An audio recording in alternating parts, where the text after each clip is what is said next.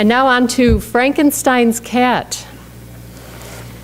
I'd like to introduce our speaker today, Dr. Louis DiVincenti. And Dr. DiVincenti graduated from Louisiana State University School of Veterinary Medicine.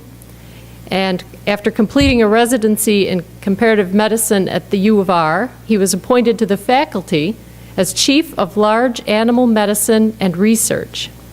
He's board certified by the American College of Laboratory Animal Medicine and supports research staff by providing veterinary services through the Division of Laboratory Animal Medicine, including oversight of 5 licensed veterinary technicians.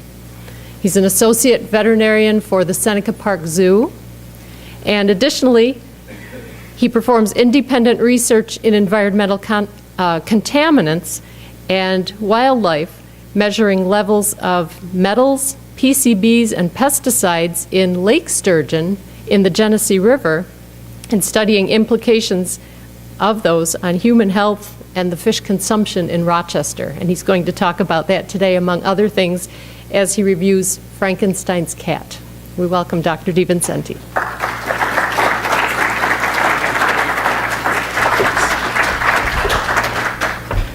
Thank you very much. Thanks for having me. I do a couple of different things at the U of R and the zoo. At the U of R, it's all about research and using animal models of human diseases. So a lot of different things, a lot of things that are talked about in the book.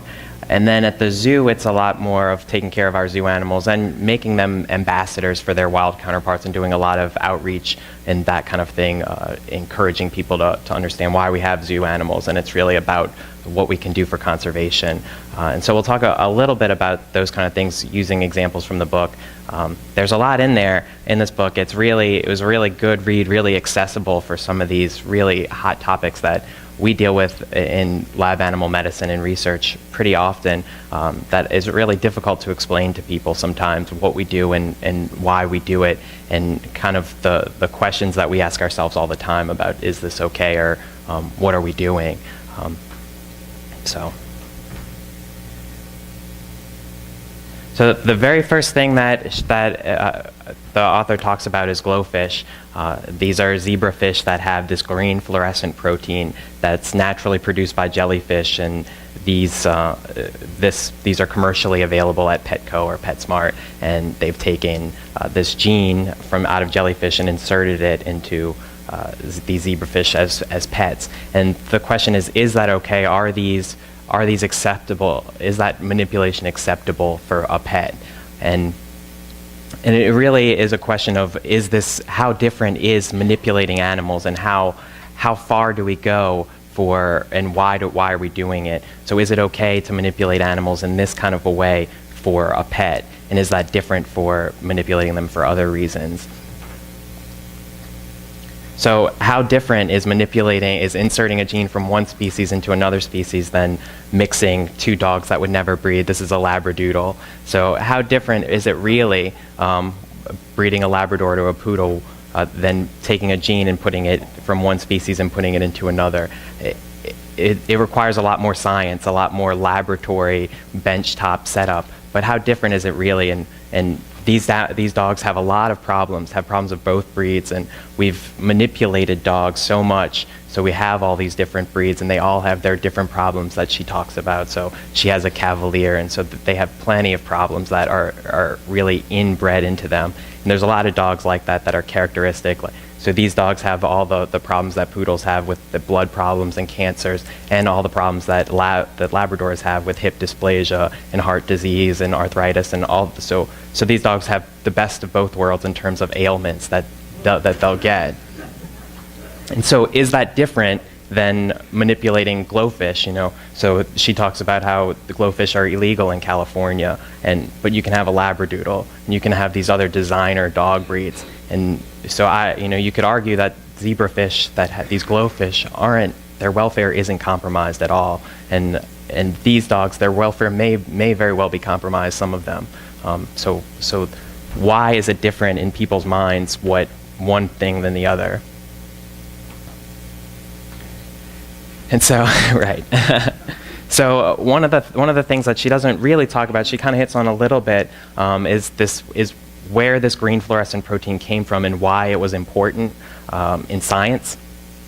So we do this at the U of R. We get a lot of money from NIH to do a lot of different kind of research in animals, and then a lot of clinical trials in people too.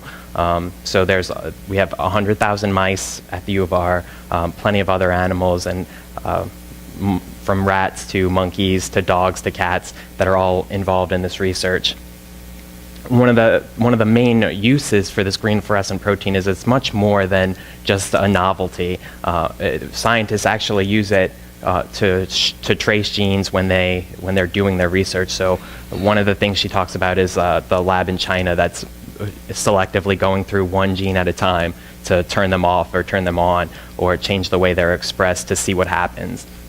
And we know now more than ever that a lot of different diseases are related to genes and a spectrum, so that there's not a single cause of disease. It's much more related to a person's genes. And if we can somehow change a person's genes, then we may be able to treat diseases better. And there's no better example than that of breast cancer, where people it's a routine thing now to assess people's genes in determining their risk for breast cancer. And then if people are diagnosed with breast cancer, looking at their genes again and the genes of the cancer cells, looking at how they've changed, and then we can figure out a treatment and modify treatment based on that. And all of that research, that's translated now into real treatments that are really helping people and really changing the way doctors approach cancer, are based on these benchtop studies in animals with this green fluorescent protein, this GFP.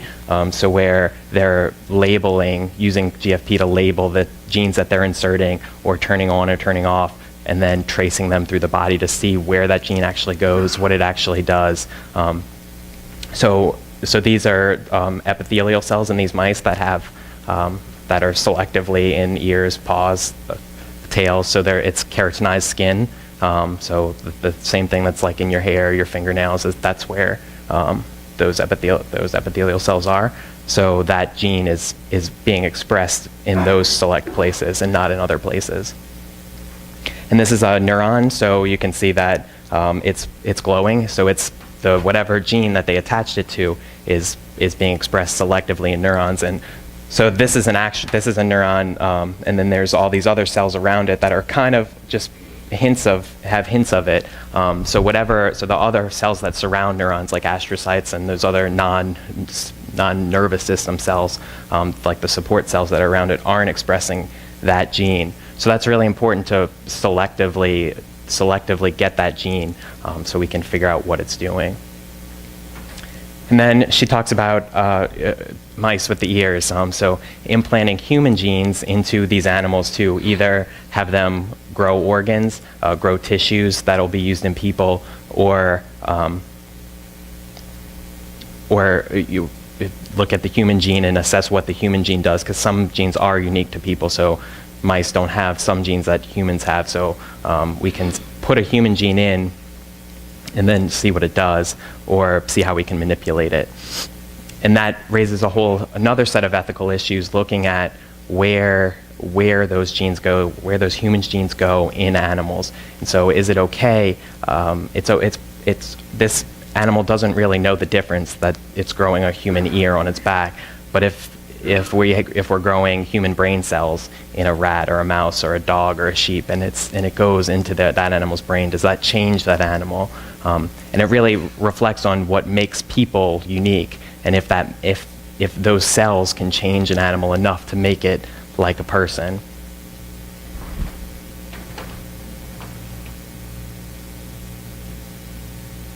So then she talks about genetically engineered salmon, and the huge debate that sparked over all these years, and still not being able to be produced. So these fish produce a growth hormone that is turned off in the winter. The genetically engineered salmon, it doesn't get turned off, so they grow twice as fast or much faster. So you can see the difference in the two sizes. That's pretty dramatic. And as population sizes increase, and where there's a much more emphasis on producing food in a way that's sustainable, with especially from healthy food items like fish. So we're looking for different ways to improve this. So giving antibiotics to animals to increase their production. So those types of issues are really the same issue as genetically engineering them. It's just how far is it? And that's one of the things that I think keeps coming up over and over in the book. How far is too far? And so what's different? Is there anything fundamentally different about these animals? And no, there's not really, except that one promoter is turned off. And there's a lot of concern about if these animals got into the wild and how that would change things and how that would affect things. And we deal with a lot of, in conservation issues, we deal with a lot of invasive species problems. So what kind of invasive species would be something that we created?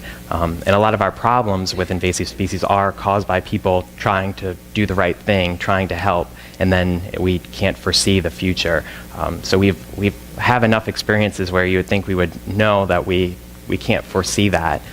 So those types of issues of where are we going? And so this concern of what will that fish really do, and what will that really turn into, especially if it got out into the wild, if it got released and wasn't controlled. And so is that different from what we do to cows with giving them antibiotics to increase production? No, they have no infections. It's just to increase production. Is it different from giving cows growth hormone to make them have more milk? And so that's another big thing that people really harp on. And whenever you buy milk or ice cream, you see labels on some things that this milk doesn't have bovine growth hormone. But there's no way to tell. There's no test that can be done on milk to see the difference if it came from a cow that got growth hormone or not. So is there a difference really? And does it matter, I think, is the bigger question. Does it really matter?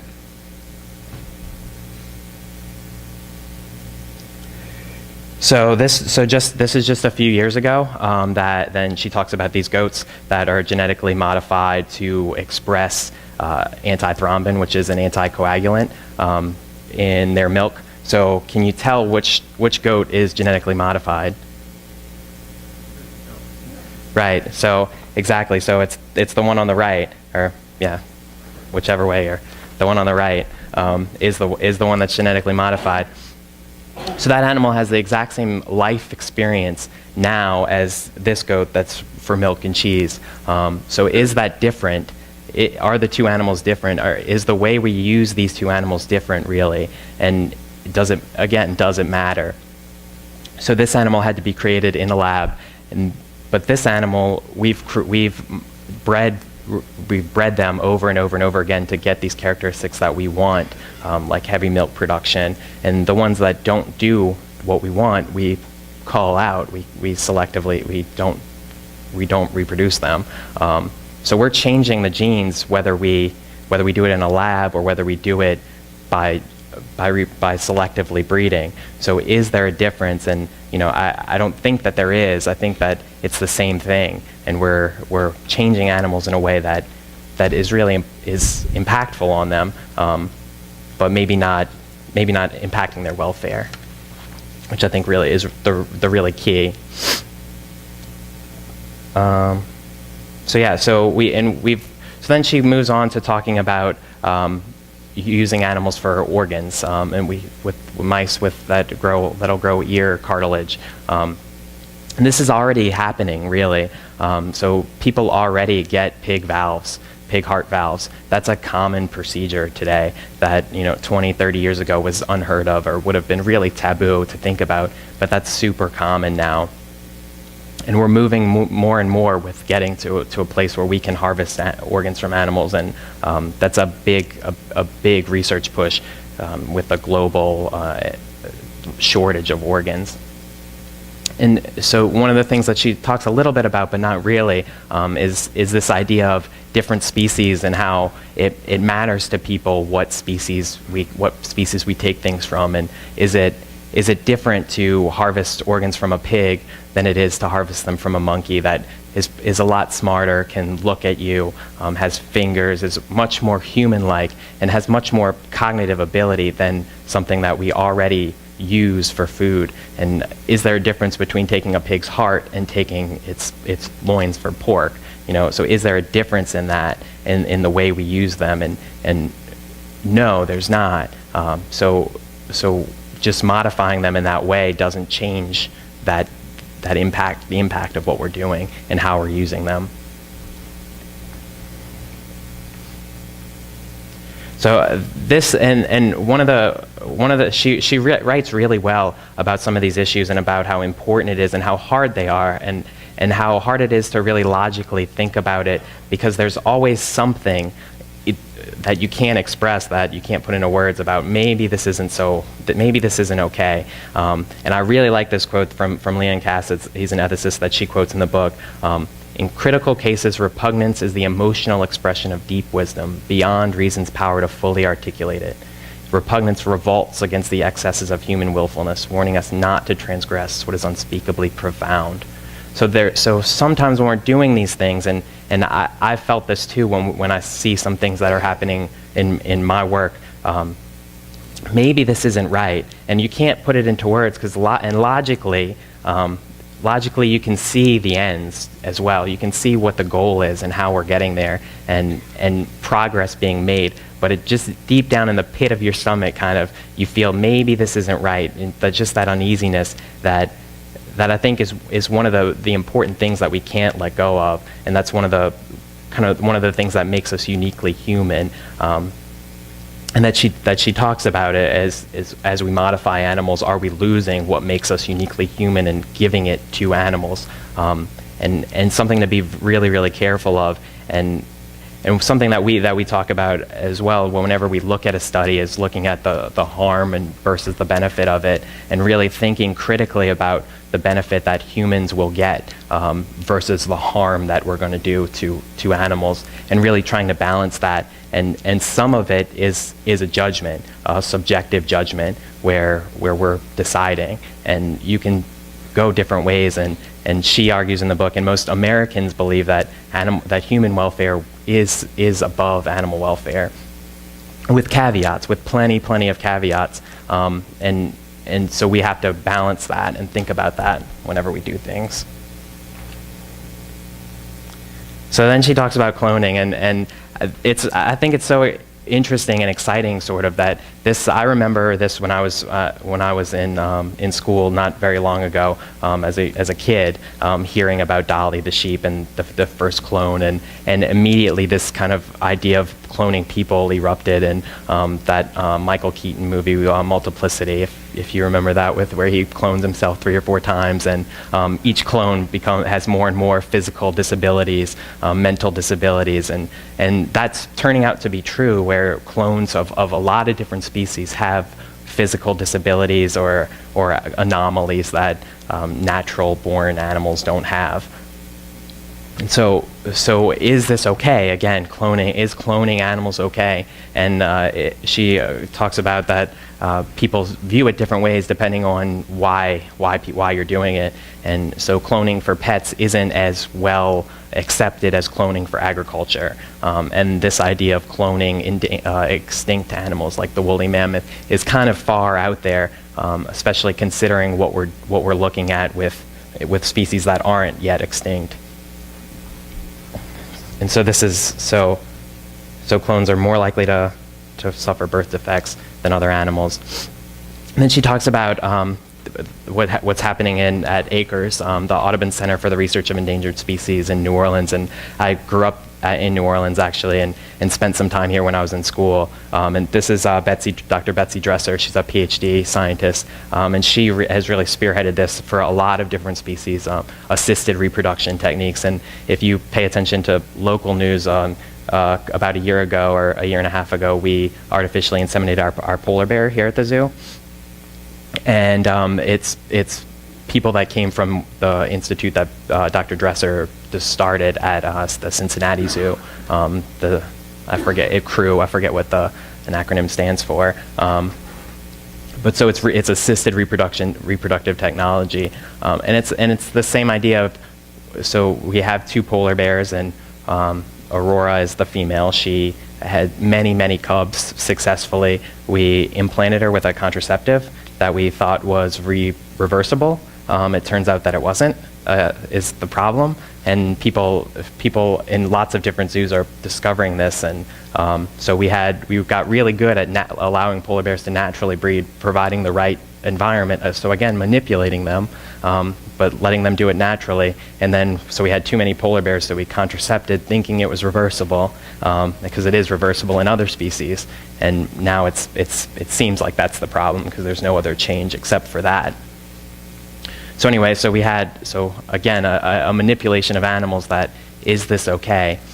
And again, not being able to foresee what we're going to do, what effect we're going to have.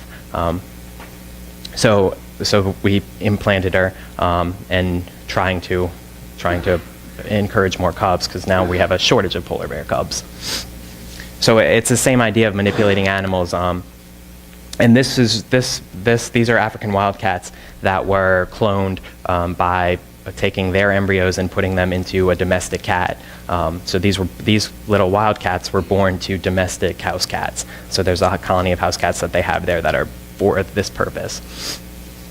And so one of the things that is really she does a good job talking about is this issue of cloning animals, and given the problems really aren't that we don't have enough animals, it's that there's not enough space for the animals that we have, that there's so many issues with land use choices that we face here with sturgeon, and that are really affecting these animals. So things like orangutans and tigers and lions, that it's not the problem that they're not breeding fast enough. The problem is we're cutting down the rainforest, we're clear cutting forests, and until we address those problems, it doesn't matter how many animals there are. That's the root cause. So that's where we should be directing efforts. What Dr. Dresser would say is she's just trying to get the technology so that it can be a last resort, but there's no illusions about that being the solution. So cloning these animals is not the solution. It's just kind of a last ditch thing, so we have the technology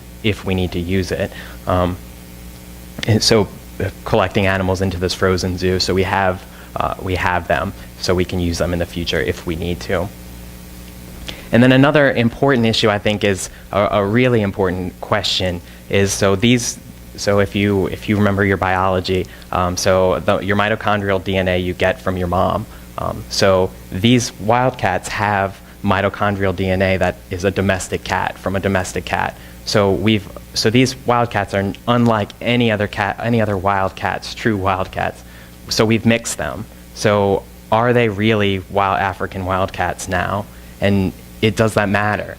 So she ended up showing that these guys could reproduce and they would pass on their genes, but the mitochondrial DNA stays. So that will be there forever in this line of wildcats. So if our goal is really trying to conserve species as they are, then is this that? And no, it's not. It's a little change that you can't detect any other way than in a lab, but it's an important change that fundamentally changes who they are and what they are in a way that I think we need to be really careful about, especially if we're going to start releasing them and doing that kind of thing. And no one's talking about that yet, but we're going to get there, I think. So it's just a really interesting thing. And again, is it okay to do this? And what it doesn't matter. And I think this is a case where it really does matter, and we have to be really, really critical and really think about what we're doing, and if we're helping, and if this is the kind of thing that we want. So then she talks about using fish for managing or monitoring contaminants in oceans. And this is exactly what we're doing in the Genesee River with sturgeon. So I grew up in New Orleans, like I said, so I didn't know what a sturgeon was until I moved here. They're such cool fish. So they live 100 years. The females can live 100 years. They don't breed till they're 20. They used to be really, really populous throughout the Great Lakes. It was easier to, back in the 1800s, it was easier to catch a sturgeon and dry it out and burn it as wood than it was to cut down a tree. So people would dry them out and use them for firewood, for oil, to power steamboats, that kind of thing.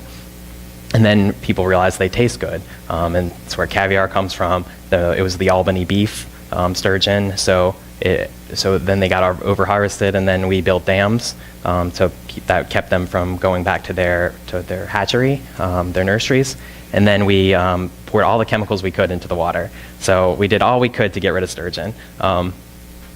And so the DEC and the Geological Survey put them back, did a reintroduction program in the Genesee River and a few other places around New York. And so since then, about 10 years ago, we've been monitoring them. The zoo has been helping monitor them. And the good news is they're growing at the same rates as other populations, and in the Genesee River population is growing at the same rate as wild populations that are in more non-contaminated places further north, and further over. Wisconsin has a lot of really good pristine places that aren't as polluted as our river here. So one of the things that we are actively doing now is taking blood from sturgeon that we catch in the river here and monitoring chemicals, so PCBs, mercury, those type of things, and so we can track long-term trends, since the same fish is going to live 100 years. So somebody can catch that fish 50 years from now and do the same test that we're doing now and track long-term trends. And these guys live in the bottom and the sediment, so they're really highly exposed to chemicals, so they're really good indicators. But we catch them in gill nets, we tag them, and so there's a cost to the individual animal associated with that handling, that manipulation. There's a stress associated with that, and we can test it in their blood, some parameters that are known to be increased with stress, and we've shown that it does stress them out, this handling. And so is that okay?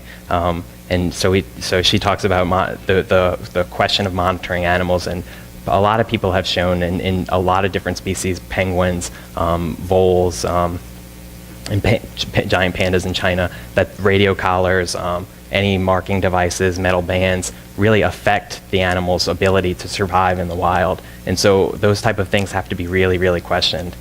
I'm going over, but I'll go a little faster.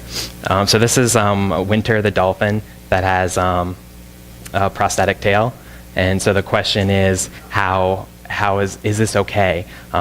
Is this stress of making this animal wear this prosthetic tail, going through all the fittings, going through the tests, is that valuable to her, to the animal, or is it more of a feel good for people to do this? And we have the same question with zoo animals, and when I see friends that I don't do private practice, but when I talk to friends about their dogs or cats, and really how far it's pushing treatments, or for animals that have terminal cancer, where there really is it's palliative care, and we're making them sick, knowing that we're not going to cure it, with things like chemotherapy and the same thing, and I think there's a fundamental difference between chemotherapy and people, because they understand what's happening, whereas in animals they don't.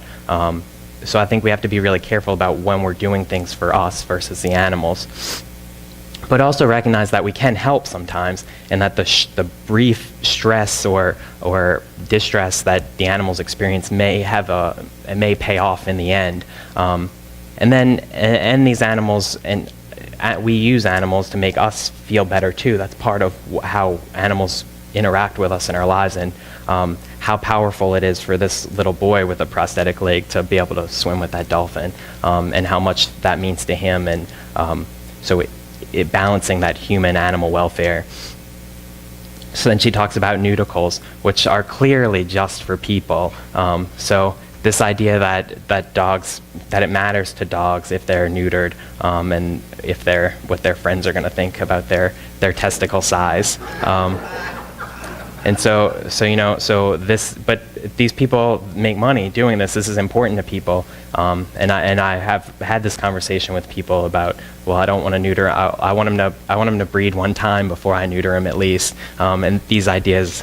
So that's really important to think about as the same thing. And is this prosthetic the same as the prosthetic for winter? And you can argue either way. I would say that it's not. That there's much more value for winter than in these dogs.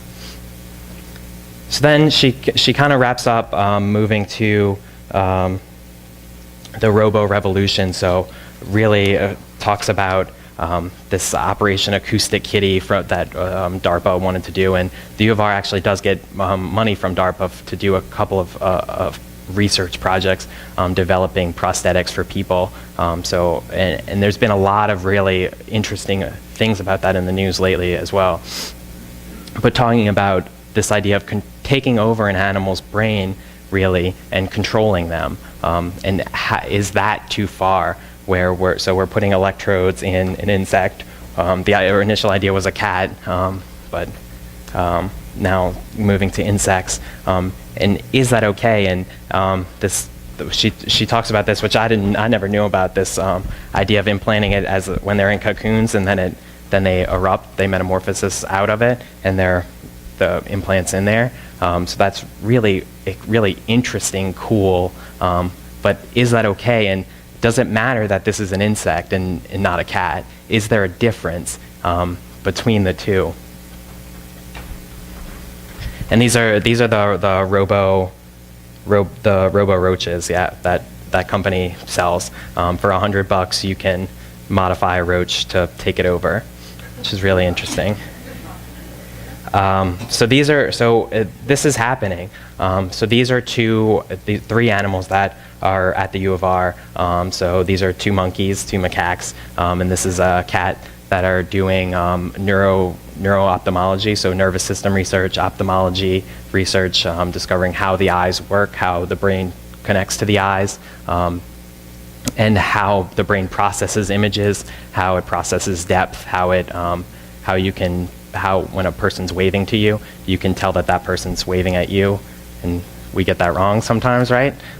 So that kind of thing, and so that those are a lot of the projects that are happening. So these monkeys and cats have these implants that are on their heads. So the researchers have access to their brains, so we can record from neurons and figure out what neurons are doing, what neurons go where, what neurons talk, what neurons are excited by different things. And so that's one of the things that we get really worked up about when we are looking at a project. And these animals live pretty normal lives, except for these big implants that are on their heads. So these two guys live together, they're friends. The cat has a bunch of friends it lives with that everybody has the same little thing on their heads, and they all get along. But there's something that seems fundamentally not right about it when you look at it, right? So just that feeling that maybe that's not right. And so looking at what's really going to be accomplished by that is really important. So the overall theme of the book, that she does a really good job making accessible and not providing any answers, but really thinking about, and all of these biotechnology things have to make us think more about this conflict between animal welfare and human welfare, and how different is it to eat animals, to have pet animals, to do these things that we do with animals that are commonly accepted, and then kind of push the envelope, and how far, trying to figure out how far really is too far. And I have this quote on my desk from Albert Einstein: "Science can only ascertain what is, but not what should be."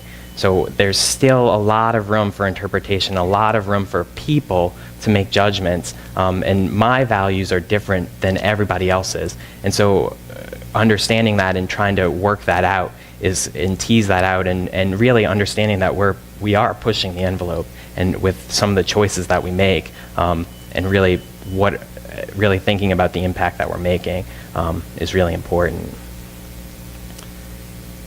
So then I just put a couple of books that are sort of related if you're interested. If you like this book, they go a little bit more into the animal welfare perspective of it, and give you some idea of what these people that are doing this think about what they're doing. So they're really good. I recommend them if you like this. So sorry I went over. Thank you.